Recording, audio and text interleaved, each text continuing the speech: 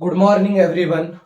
देखो आज जो हम टॉपिक पढ़ने वाले हैं ना, इन कंटिन्यूएशन लेक्चर नंबर 3 जो कि है काइनेटिक एनर्जी के बारे में। और लास्ट टाइम तक हम क्या पढ़ चुके हैं? हमने पढ़ा है वर्क, हमने पढ़ा है एनर्जी, सिर्फ दो चीजें पढ़ी है। और मैं फिर थोड़ा सा तुम्हें रिवाइज करा दे रहा हूं। वर्क क्या होता है? अगर कोई बॉडी फोर्स लगाने के बाद डिस्प्लेस हो जाए तो इस बात को हम क्या कहते हैं कि उस पर साइंस के टर्म्स में वर्क हुआ है, अगर उसके अंदर कुछ डिस्प्लेसमेंट हो। And the second term is energy. अब जब ये वर्क किया, जिस बॉडी ने फोर्स लगाया था उसके पास ये कैपेसिटी आई कहां से? दूसरी बॉडी पे कि वो वर्क कर रही है। तो ये कैपेबिलिटी या ये कैपेसिटी किसी बॉडी की कि वो दूसरी बॉडी के ऊपर वर्क कर सकती है, ये उसके अंदर किस फॉर्म में स्टोर थी? एनर्जी के फॉर्म में। मोर ओवर वर्क और एनर्जी दो अलग अलग चीजें होती नहीं है। एनर्जी वो एंटिटी है जो वर्क करने के काम आती है। अब देखो मैकेनिकल एनर्जी के होते हैं हमारे पास दो टाइप। मैंने टाइप्स ऑफ एनर्जी पढ़ा है जिसमें बहुत सारे टाइप बताए, और उसमें से जो एक इंपॉर्टेंट है, फर्स्ट वन जो लिखवा है वो मैकेनिकल लिखवा है। मैकेनिकल के होते हैं दो टाइप, काइनेटिक और पोटेंशियल। आज की क्लास में हम सिर्फ और सिर्फ काइनेटिक एनर्जी के बारे में डिस्कस करेंगे। क्या होता है काइनेटिक एनर्जी, उसके बारे में देखो मैं तुम्हें छोटा सा एक्सपेरिमेंट करके दिखाऊंगा, जो मतलब मेरे पास थोड़ा सामान है उससे रिलेटेड, फिर हम उससे समझने की कोशिश करेंगे कि किस तरीके से है। अच्छा देखो, ये एक छोटा सा पेंडुलम शेप का बना है। देखो वर्क कब होगा? जब ये मूव करेगा, तो यानी कि इस पे वर्क हो रहा है। और जो ऑब्जेक्ट इसे मूव करा रहा है उसके पास एनर्जी है इसे मूव कराने के लिए। से ये हमारे पास एक ऑब्जेक्ट ये है, ये मतलब बहुत ही लाइटर ऑब्जेक्ट है, ये खाली बॉटल है इंक की। और ये हमारे पास रबर है फ्रस्टम शेप की। अच्छा देखो, मैंने इसे हिट किया। अब तुम इसको, तब मैं हिट कर रहा हूं, ये देखो क्या ये इवन हिट हो पा रही है? तो बहुत स्लाइटली हिट हो रही है, बहुत slightly. But on the very other hand, अगर मैं इससे हिट कर रहा हूं इसे, तो देखो कंपैरेटिवली थोड़ा ज्यादा हिट हो रही है, ज्यादा मूव कर रही है। तो यहां से हम क्या समझे? ये देखो, यहां से हम क्या समझे कि मूविंग ऑब्जेक्ट के पास है ना एक टेंडेंसी होती है। मूविंग ऑब्जेक्ट के पास एक टेंडेंसी होती है क्या कराने की? वर्क कराने की। और वो अंदर, उनके अंदर किस तरीके से स्टोर होती है? एनर्जी की तरह। इसकी जो डेफिनेशन है वो क्या लिख सकते हैं? वो एनर्जी जो मूविंग ऑब्जेक्ट के पास स्टोर होती है। किसके पास? मूविंग ऑब्जेक्ट के पास। मैंने भी तो मैं दिखाया कि वो जो, अगर मैं उस रबर को इस तरीके से उस बॉल के ऊपर हिट कर रहा हूं तो उस वो उसे हिला दे रही है ना थोड़ा सा। तो इसका मतलब है मूविंग बॉडीज के पास एक टेंडेंसी है वर्क करने की। तो काइनेटिक एनर्जी है the tendency of moving body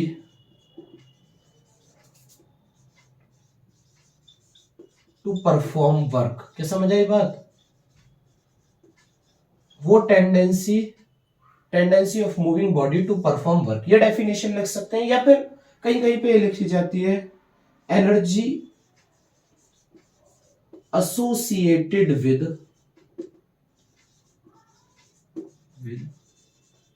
moving object. किससे? मूविंग ऑब्जेक्ट से जो एनर्जी एसोसिएटेड है उसे क्या कहते हैं? उसे हम कहते हैं काइनेटिक एनर्जी। कौन सी एनर्जी? Kinetic energy. समझे क्या? काइनेटिक एनर्जी का सिंबल होता है के ई, और कहीं कहीं पे सिर्फ के भी लिखा होता है। ठीक है। अच्छा देखो, इसे एक बात और समझो, काइनेटिक एनर्जी डिपेंड किस पे करती होगी? काइनेटिक एनर्जी किस पे डिपेंड करती होगी? सोचो, मैं इसे एग्जांपल देता हूं। एक हमारे पास एक ग्लास पेन है, ग्लास की विंडो है, ग्लास विंडो। अब समझो, यहां से मैंने एक बॉल हिट की इस पे। हो सकता है ये ब्रेक हो या नहीं हो, आराम से हिट की मान लो। या फिर मैं तुम्हें बोल रहा हूं, ये मैंने यहाँ पे एक सेकंड, ये जो हमारे पास रबर है मैंने इसे यहाँ पे हिट किया, ये कुछ हुआ क्या? नहीं हुआ कुछ, ये वापस आ गई। अगर मैं यहाँ पे बुलेट हिट करूं, मतलब कोई सी बंदूक से कोई यहाँ पे गोली हिट कर दूं, तो तुम देखोगे कि वो अंदर घुस जाएगी इसके अंदर। तो उस किसने वर्क ज्यादा किया? इसने या उसने? उसने इसे पेनिट्रेट कर दिया। तो पहली चीज जो है, मूविंग ऑब्जेक्ट की जो वेलोसिटी है, यानी कि काइनेटिक एनर्जी किस पे डिपेंड कर रही है? वेलोसिटी पे डिपेंड कर रही है। सोचो तो, जो काइनेटिक एनर्जी है, अगर ज्यादा वेलोसिटी है तो ज्यादा काइनेटिक एनर्जी है। देखो मैं तुम्हें दोबारा दिखाता हूं ये सेम बात। देखो सबसे पहले ये देखो, ये हमारे पास वो पेंडुलम है। सबसे पहली बार क्या किया? मैंने इसे धीरे से हिट किया, तो कितने धीरे से मूव किए ये। अब दूसरी बार देखो, दूसरी बार ये है, तो मैंने इसे देखो ये कितना ज्यादा मूव की, तो वेलोसिटी तब बढ़ा दी, तो जो काइनेटिक एनर्जी है यानी कि वर्क करने का जो नेचर है वो बढ़ गया या नहीं बढ़ा। दूसरी बार, अच्छा अभी मैं इसे हिट कर रहा हूं किससे, इस रबर बॉल से, तो ये थोड़ा सा मूव कर रही है। और नेक्स्ट टाइम अगर मैं इसे हिट कर दूं इस बॉटल से, तो कितना ज्यादा मूव कर रही है। तो ये जो मतलब काइनेटिक एनर्जी दूसरा किस चीज पे डिपेंड कर रही है, काइनेटिक एनर्जी डिपेंड कर रही है मास पे, ठीक है ना। कितना ज्यादा भारी ऑब्जेक्ट है, ये जो मैंने लिखा है इसे मैं तुम्हें दोबारा समझाता हूँ। देखो सुनो, ये बात समझ आनी जरूरी है। किसी मूविंग ऑब्जेक्ट के पास होती है टेंडेंसी, किस चीज की टेंडेंसी, वर्क करने की टेंडेंसी। वो क्या कर सकता है, कोई भी वर्क कर सकता है, ठीक है ना।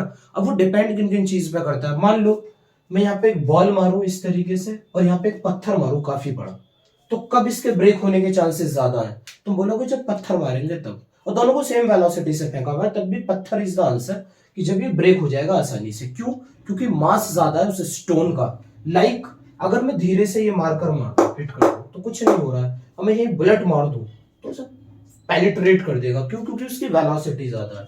तो दो फैक्टर है, वेलोसिटी और मास, जिन पर काइनेटिक एनर्जी डिपेंड करती है। तो अब देखो इसके बाद वाला जो डेटा है सारा का सारा वो ऑब्जर्वेशन बेस है। काइनेटिक एनर्जी का जो फॉर्मूला होता है ना, काइनेटिक एनर्जी डिपेंड दो पॉइंट्स पे करती है, मास पे और वेलोसिटी पे, पर उसका फॉर्मूला ये होता है हाफ एम वी स्क्वायर। ये आया कैसे, इसके बारे में हमारे सिलेबस में बहुत ज्यादा पार्ट है नहीं, तो हम डिस्कस भी नहीं करेंगे। काइनेटिक एनर्जी किसके बराबर होता है, हाफ एम वी स्क्वायर के बराबर होता है। ये होता है काइनेटिक एनर्जी का फॉर्मूला। अगेन क्या है ये, काइनेटिक एनर्जी है, तो इसकी यूनिट क्या होती होगी सोचो। इसकी यूनिट होती है हमारे पास जूल, इसकी यूनिट है। अगेन ये कैसी क्वांटिटी है, स्केलर क्वांटिटी है। जितनी भी एनर्जी या वर्क मिले तुम्हें, कभी भी कैसी क्वांटिटी नहीं मिलेंगे, वेक्टर नहीं मिलेंगे। और मैं तुम्हें ऑलरेडी बता चुका हूं स्केलर क्वांटिटीज क्या होती है, वेक्टर क्वांटिटीज क्या होती है। जिनके पास डायरेक्शन ना हो वो स्केलर क्वांटिटीज है। एनर्जी की कोई डायरेक्शन नहीं होती है। तो होपफुली यहां तक काइनेटिक एनर्जी जो है वो तुम्हें समझ आया होगा। समझ आया, नोट डाउन कर लो इसे। देखो फिर इसके बाद हमें क्या करना है, देखो kinetic energy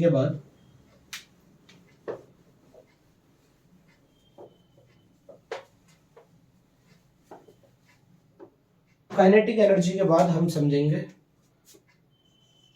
relation of kinetic energy with momentum. अच्छा मोमेंटम याद है क्या होता है, मोमेंटम मतलब पी डॉट, ये मैंने बताया हुआ है तुम्हें। काइनेटिक एनर्जी का रिलेशन किसके साथ, मोमेंटम के साथ। तो देखो कोशिश करते हैं पता करने की। काइनेटिक एनर्जी का फॉर्मूला होता है कितना, कितना होता है काइनेटिक एनर्जी का formula, half mass into velocity का स्क्वायर। याद रखो फॉर्मूले अभी तुम्हें याद ही रखने पड़ेंगे। काइनेटिक एनर्जी का फॉर्मूला होता है हाफ एम वी स्क्वायर, ठीक है। अब मोमेंटम का क्या फॉर्मूला होता है, मैं मोमेंटम का फॉर्मूला लिख लेता हूं, P is equal to m into v. तो मुझे इसके अंदर ये टर्म्स दिख भी रही है, मास भी दिख रहा है, वेलोसिटी भी दिख रही है, बट यह मास सिंगल है, वेलोसिटी का स्क्वायर है। तो मैंने अपना मैथ्स लगाया, छोटा सा फंडामेंटल मैथ्स, और उस फंडामेंटल मैथ्स के अकॉर्डिंग मैंने क्या किया, half M square V square into M over M, mass की मल्टीप्लाई कर दी, मास से डिवाइड किया। एक सेकेंड,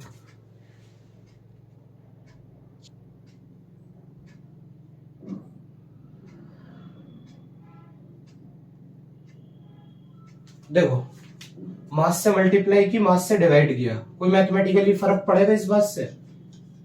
मान लो अगर कोई मुझे मेरी जेब में, इधर वाली जेब में 5 रुपए रख दे इस पॉकेट से, और इस वाली पॉकेट से 5 रुपए निकाल ले, तो मैं तो उतने के उतना ही रहा ना जितना था।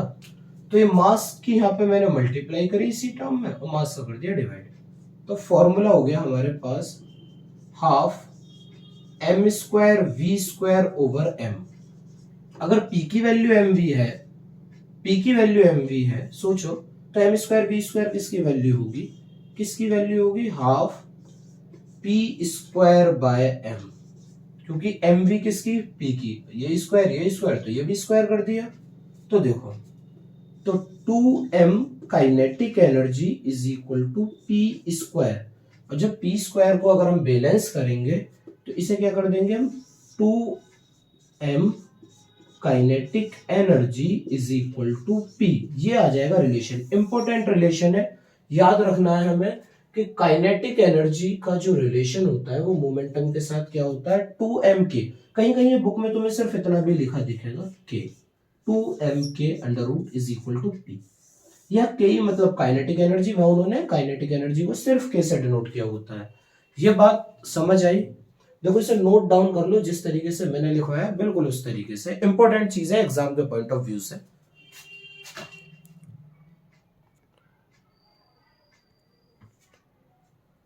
चलो देखो आगे, आगे क्या है हमारे पास, ये समझते हैं। आगे कर लेते हैं इससे रिलेटेड कोई न्यूमेरिकल सिंपल सा, फिर आगे कुछ और देखेंगे।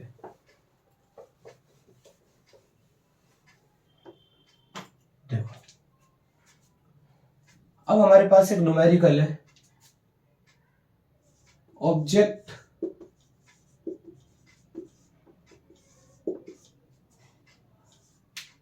moving with velocity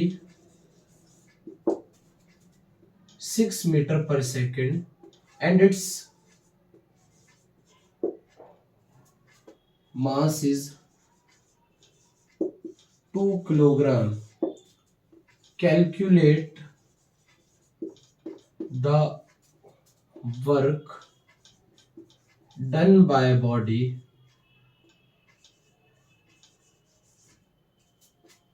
before coming to rest. देखो बढ़िया क्वेश्चन है ये। उन्होंने पूछा है हमसे कि एक ऑब्जेक्ट है जो कि 6 मीटर पर सेकंड से मूव कर रहा है और जिसका मास कितना है, 2 किलोग्राम है, तो कितना वर्क डन कर देगी कि जब तक वो रेस्ट में आए। तो देखो हमें तो वर्क डन का फॉर्मूला तो ये पता है, फोर्स इनटू डिस्प्लेसमेंट। देखो न्यूमेरिकल सॉल्व कैसे करना है ये बात समझो। वर्क डन का फॉर्मूला क्या पता है, फोर्स इनटू डिस्प्लेसमेंट।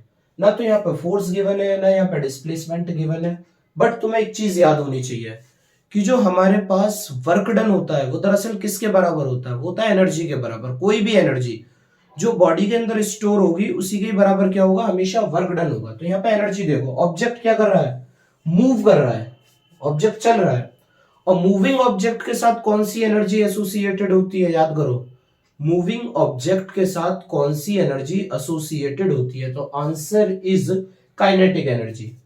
या मैं काइनेटिक एनर्जी कैलकुलेट करने की कोशिश करूंगा, हाफ एम वी स्क्वायर। मुझे फॉर्मूला पता है, हाफ एम वी स्क्वायर किसका फॉर्मूला होता है, तो हाफ एम वी स्क्वायर होता है काइनेटिक एनर्जी का फॉर्मूला। और न्यूमेरिकल सॉल्व करने से पहले एक बात याद रखिए कि जो डेटा गिवन है उसे लिख लो कि तुम चेक कर पा रहे हो या नहीं कर पा रहे हो। देखो मास वेलोसिटी कितनी है, 6 मीटर पर सेकेंड, मास कितना है 2 किलोग्राम, ठीक है ना। तो यहां पर सेम वैल्यू पुट कर दो, सिंपल फॉर्मूला बेस्ड क्वेश्चन है। हाफ मास की वैल्यू 2, वेलोसिटी की वैल्यू कितनी है 6 इंटू 6, 2 से 2 कैंसिल आउट, तो क्या आ गया 36। काइनेटिक एनर्जी की यूनिट, काइनेटिक एनर्जी की यूनिट जूल, जूल होगी इसकी क्या यूनिट। अच्छा अब एक बात समझो, अभी थोड़ा सा और इस न्यूमेरिकल में हम थोड़े से और चर्चा करेंगे, वो ये है, तुम इसको देखो गौर से, क्वेश्चन को वो मुश्किल कैसे बना सकते हैं। अब मैं सेम न्यूमेरिकल है जो कराया है, अगर यहाँ एग्जाम में तुम्हें ये आ जाए लिखा हुआ, देखो मैं क्या क्या चेंज कर रहा हूं, object moving with a velocity of 6 centimetre per second and its mass is 20 gram, now calculate the work. तुम बहुत अच्छे से जानते हो काइनेटिक एनर्जी का फॉर्मूला। अब देखो जिस इंसान को कन्वर्जन ना आते हो, अक्सर मैंने नोटिस किया है कि न्यूमेरिकल्स में जो डाउट है ना वो बेसिकली कन्वर्जन के। पहले तुम यूनिट देखो कि सेंटीमीटर हमारी ऐसा यूनिट है, तो आंसर इज नो, मीटर है। जब तक मुझे सेंटीमीटर को मीटर में ही कन्वर्ट नहीं करना आता होगा, मुझसे कभी भी न्यूमेरिकल सॉल्व नहीं हो सकता है। This is the key. मुझे तब तक ग्राम को किलोग्राम में कन्वर्ट करना नहीं आता होगा तो मुझसे नहीं हो पाएगा न्यूमेरिकल। अभी देखो ये क्वेश्चन थोड़ा सा चेंज हो गया है, अभी ये क्वेश्चन नंबर 2 हो गया है। अब इसे देखो,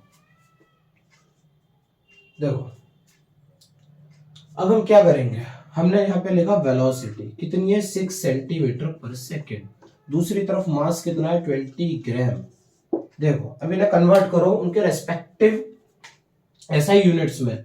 सेकंड तो एसआई यूनिट में, सेंटीमीटर नहीं है। सेंटीमीटर को मीटर में कैसे कन्वर्ट करते हैं, याद करो याद करो। 100 centimetre is equal to 1 metre, ये होता है 100 सेंटीमीटर किसके बराबर होता है 1 मीटर के। तो 1 सेंटीमीटर किसके बराबर हो गया 1/100 मीटर के बराबर। अब 1 सेंटीमीटर को मैं लिख सकता हूं 1/10⁻²2, दो जीरो है 10⁻²2 मीटर। तो 1 centimetre is equal to 10⁻² metre. तो सीधे सीधे 1 सेंटीमीटर को क्या लिख दूं 10⁻² मीटर। तो यहां पे मैं ये लिख सकता हूं इसे 6 इंटू कितना 10⁻² मीटर पर सेकंड। थोड़ा सा तो हमने ये किया। नाउ अगेन ग्राम और किलोग्राम में कोई रिलेशन याद हो तो हमें पता है 1000 gram is equal to 1 kilogram के बराबर। अब मुझे ग्राम को किलोग्राम में बदलना है तो 1 ग्राम किसके बराबर होगा, 1000 इधर जाकर डिवाइड 1/1000 kg, 3 जीरो है तो 10⁻³ और जब डिनोमिनेटर को न्यूमरेटर में लाते हैं तो पावर का साइन हो जाता है -3 किलोग्राम। 1 ग्राम की वैल्यू हो गई ये। आई होप कि समझ आया होगा। समझ आई ये बात। अगर 1 ग्राम किसके बराबर हो गया हमारे पास, यही सी देख लो 1 ग्राम 10⁻³ किलोग्राम के बराबर हो गया, ठीक है ना। क्या लिखेंगे 20 इंटू 10⁻³ किलोग्राम। अब देखो इसके बाद वाला तो कोई मुश्किल है ही नहीं। Kinetic energy 12 mv²। अच्छा अगर तुम इसके बाद चीजें सॉल्व नहीं कर पा रहे हो, नहीं हो पा रहा है इसके बाद तुमसे क्वेश्चन, तो समझ लो तुम्हारा मैथ्स वीक है। थोड़ा कैलकुलेशन पे काम करो।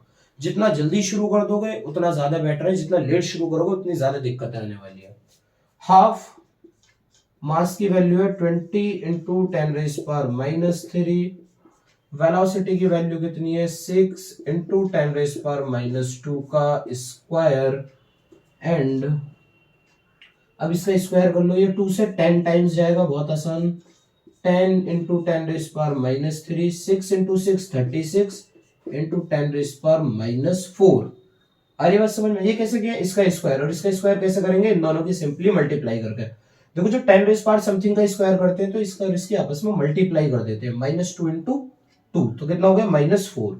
अच्छा देखो ये -3 और -4 और इसकी पावर कितनी है 1, तो ये तो हो गया सीधे सीधे 36। और इसे कर देंगे -4 और -3 -7, -7 और +1 36 इंटू 10⁻⁻6। आंसर इज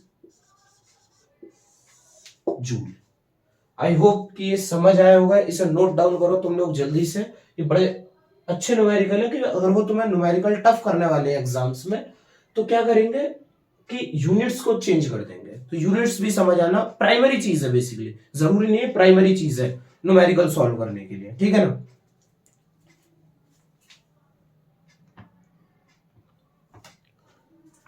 नोट हो गया ये।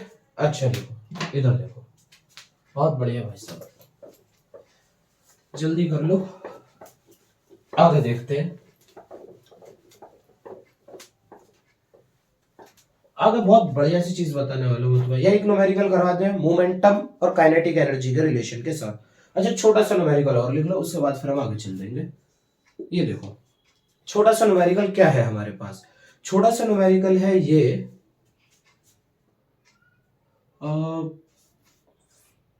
if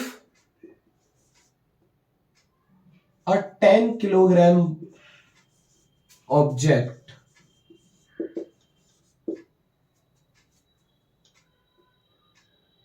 can perform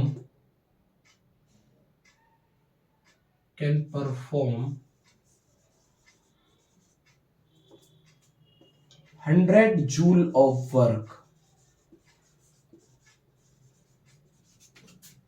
calculate its momentum।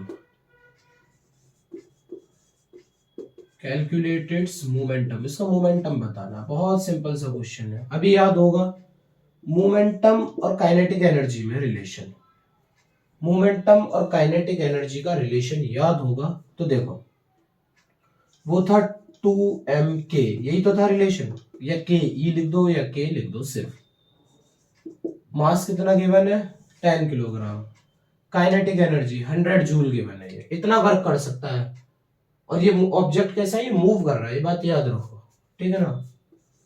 2 into mass की वैल्यू 10, काइनेटिक एनर्जी की जो वैल्यू है वो है 100, ठीक है ना। तो मोमेंटम की वैल्यू कितनी आ गई, 1000 इंटू 2, तो कितनी हो गई मोमेंटम की वैल्यू, √2000। इतना ही छोड़ देंगे इसे। अरे किस में आएगा, मोमेंटम की यूनिट। देखो आंसर को हमेशा उसकी यूनिट्स में लिखते हैं। इसकी यूनिट क्या होगी बता देता हूं। मोमेंटम का फॉर्मूला होता है मास इंटू वेलोसिटी। मास की यूनिट क्या होती है, केजी, वेलोसिटी की metre per second. This is the simple unit, kg metre per second is the answer. तो ये समझ आया होगा किस तरीके से करना है। अगर तुम्हें लग रहा हो कि इसका रूट निकाल देना चाहिए तो देखो तुम इसका रूट निकाल सकते हो, वरना आंसर रूट में लिख दो, कोई प्रॉब्लम नहीं है। अच्छा देखो ये नोट डाउन करो जल्दी से, आगे देखो।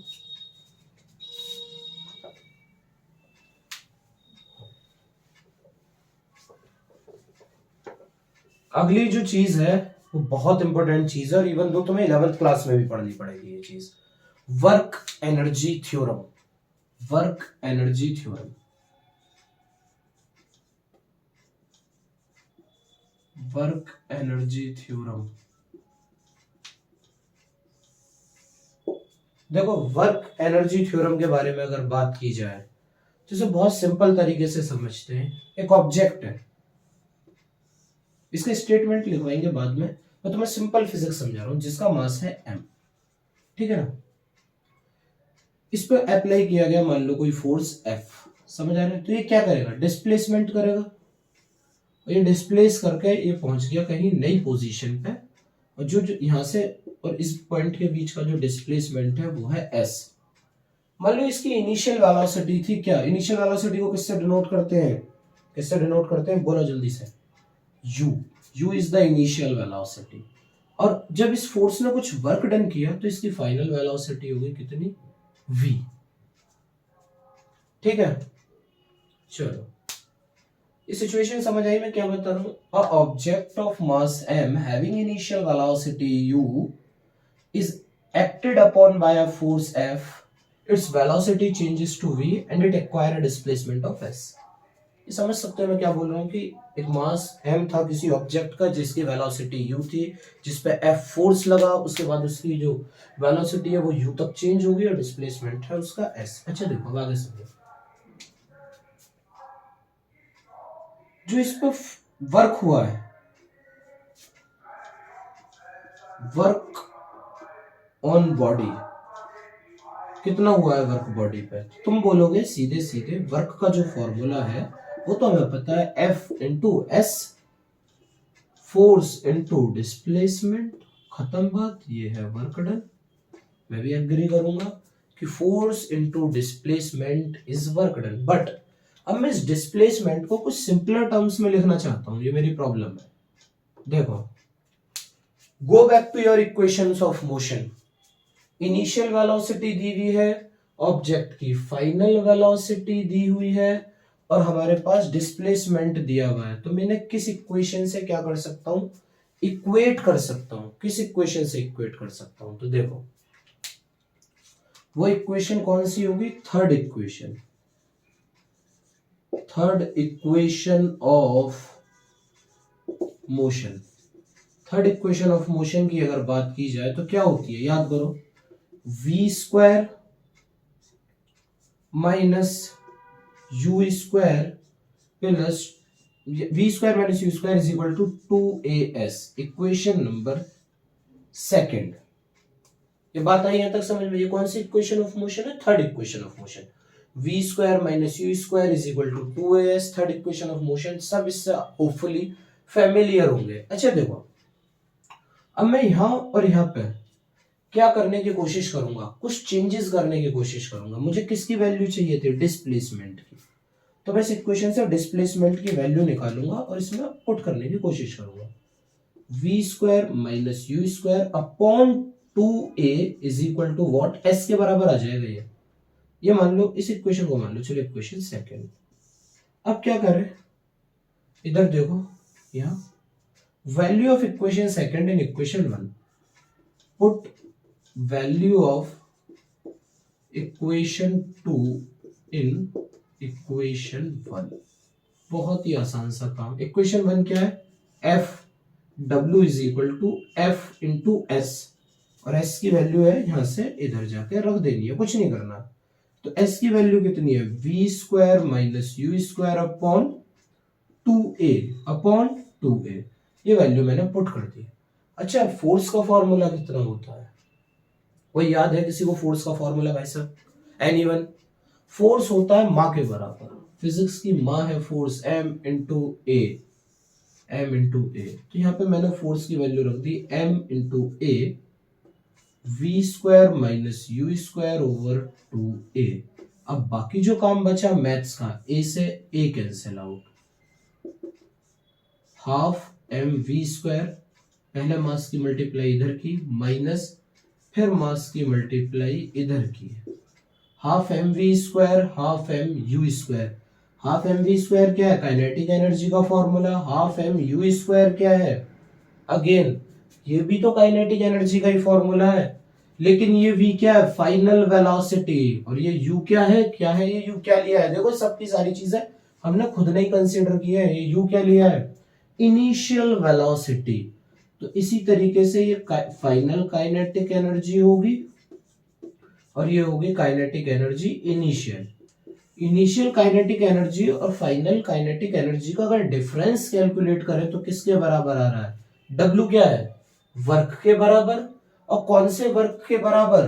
जो एक्सटर्नली वर्क किया गया है। ये देखो, ये फोर्स एक्सटर्नली अप्लाई किया गया है, इसलिए डायग्राम लिखा हुआ है। यानी कि जो एक्सटर्नली फोर्स हमने दिया है बॉडी को, उसने किया वर्क। अब वो वर्क कहां गया? उसकी काइनेटिक एनर्जी बढ़ाने में। तो वर्क एनर्जी थ्योरम का मतलब है ये कि जो काइनेटिक एनर्जी चेंज हुई है ना किसी भी ऑब्जेक्ट की, अगर बढ़ी है, अभी हम इस बारे में बात कर रहे हैं, काइनेटिक एनर्जी रेज हो गई है, तो जितनी काइनेटिक एनर्जी रेज हुई है फाइनल माइनस इनिशियल, वो एक्सटर्नली अप्लाइड वर्क के बराबर है। जितना ऑब्जेक्ट पर वर्क किया है वो किसके बराबर होगा? सॉरी, जितनी काइनेटिक एनर्जी में चेंज हुआ है वो वर्क के बराबर होता है। ये होता है वर्क एनर्जी थ्योरम, ठीक है ना। अगर कम हुआ है तो यानी कि बॉडी ने वर्क डन कर दिया है। अगर मैं इसका स्टेटमेंट लिखना चाहूं, ये तुम नोट डाउन कर लो। स्टेटमेंट में पहले भी लिख सकता है, पर पहले मैथमेटिकली प्रूव करके दिखाया। अभी जो रिजल्ट आया है इसे हम लिखेंगे क्या चीज है, देखो देखो, नोट डाउन कर लो। अब ये देखो,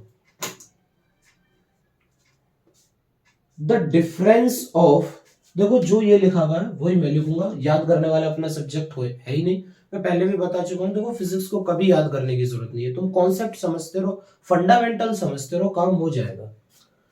the difference in kinetic energy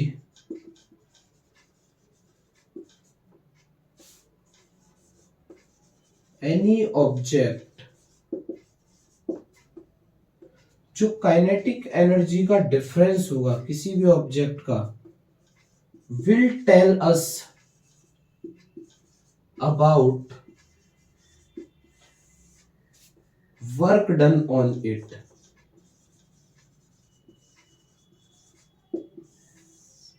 किसके बारे में बताएगा? वर्क डन ऑन इट, कितना इस पे काम किया गया। ये सिंपल सा स्टेटमेंट लिख देना है। क्या कोई मुश्किल है? मेरे हिसाब से नहीं होनी चाहिए, आसान सी चीज बताई है। अच्छा अब देखो, क्या इसके ऊपर एक न्यूमेरिकल कर लिया जाए, सेम फंडामेंटल। ये नोट डाउन कर लेना, सीक्वेंस है। आगे चलते हैं, देखो आगे देखो, जल्दी से नोट डाउन कर लो। ये देखो,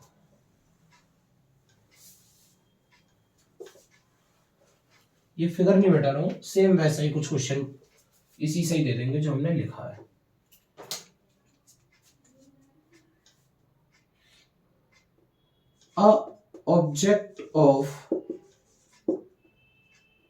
ऑब्जेक्ट रहने दो, और a car of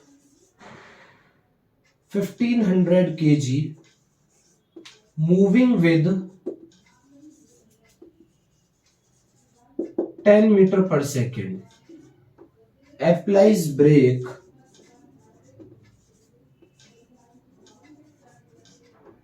a car of 1500 kg, ये जो कार है कितने की बना दी है मैंने, 1500 kg की, moving with 10 metre per second, और जो इनिशियल वेलोसिटी है that is 10 metre per second, applies brake and stops.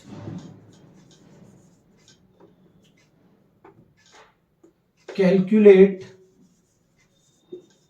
The work done by car. अब देखो क्वेश्चन में क्या किया है, कार का मास दिया हुआ है 1500 kg, उसकी वेलोसिटी दी हुई है 10 मीटर पर सेकेंड। अब थोड़ी देर जब उसने ब्रेक अप्लाई किए होंगे तो वो यहां पहुंच गई होगी। अब ब्रेक अप्लाई करने के बाद क्या होगी, एंड स्टॉप्स, रुक गई, तो फाइनल वेलोसिटी कितनी हुई, 0। Calculate the work done by car, कितना वर्क डन हुआ।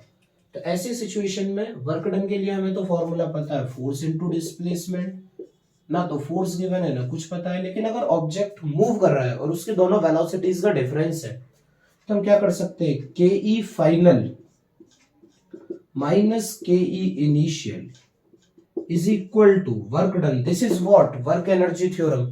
यही तो होती है वर्क एनर्जी थ्योरम। देखो फाइनल काइनेटिक एनर्जी कितनी होगी, हाफ, मास की वैल्यू डालो 1500 और फाइनल वेलोसिटी की वैल्यू 0, तो ये पूरी की पूरी टर्म 0। जब 0 से मल्टीप्लाई करेंगे पूरी टर्म में तो आंसर आ जाएगा 0।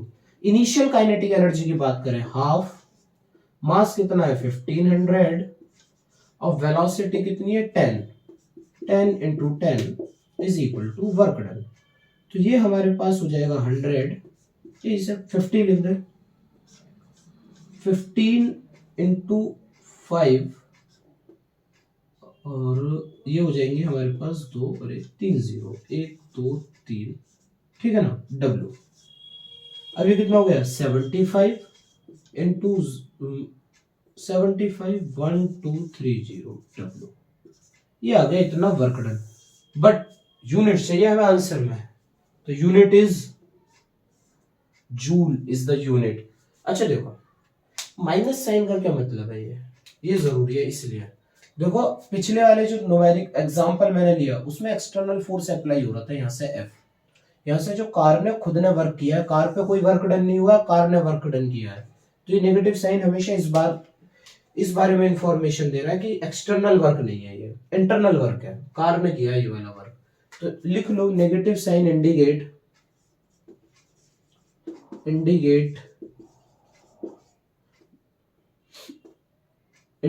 द इंटरनल वर्क और वेलोसिटी इज डिक्रीजिंग, वेलोसिटी क्या हो रही है, डिक्रीज हो रही है। आई होप यहाँ तो तुम्हें सब कुछ समझ आया होगा, और किसी को कोई न्यूमेरिकल या कहीं डाउट हो तो तुम कमेंट सेक्शन में पूछ सकते हो। मैं लास्ट में एनसीईआरटी की पूरी एक्सरसाइज करूंगा। आई होप कि सब चीजें क्लियर होंगी, अच्छे से समझो, जहां ना समझ आए मुझे बताओ। और आज के लिए सिर्फ इतना ही, थैंक यू।